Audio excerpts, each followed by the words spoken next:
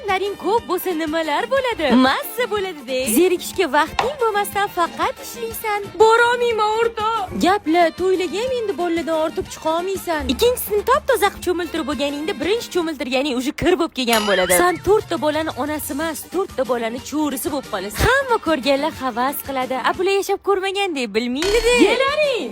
Uyda narsa yedira olmay xit bo'lib ketasan. Majburlab tiqsang ham yemaydi. Mehmonga borganingda yoki do'konga chiqsang, hamma narsani yegisi keladi. To'xtalaring bo'ldi uyga kir. Xaladan kesin sanlarni tarbiyalab qo'yadi. Seriyoz oyini sochini ildilaringmi? Ertaga qolganda ham yuringlar, kal bo'lib qolsa. Berayotgan tarbiyalarning ahvolini qaranglar. Biz oldin opa-ukalarimizdan qolgan kiyimlarni kiyardik. Hozirgi bolalar ham o'zchi bo'lib ketgan. Kiyim olish kerak. Kamiga 1-iyun bularni bayrami. Voy to'xta.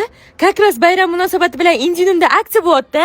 Turlaring. 1-iyun bolalar kuni munosabati bilan Indinumning barcha filiallarida bolalar kiyimlari uchun 20% chegirma bo'lib o'tadi. Chegirma 31 may va 1-iyun kunlari amal qiladi. Eng quvonarli tomoni juda katta assortimentda yangi kolleksiya tovarlari do'konga kelib bo'lgan. Bundan tashqari yana bitta konkurs bo'lib o'tadi. Bu konkursda sizlar ham qatnashishingiz mumkin. Ya'ni Indinim do'konlaridan biriga kelasiz. Farzandingizni rasm yoki videoga olib Instagramga post joylaysiz. Postni joylaganda Indinim o'z profilini belgilab ketish esdan chiqmasin. Eng ko'p layk rasm yoki videolar 20 ta 300 ming so'mlik vaucherlardan biriga ega bo'ladi. Bu konkurs 3-iyungacha bo'lib o'tadi. Sovg'alar ham qo'sha kuni beriladi. Batafsil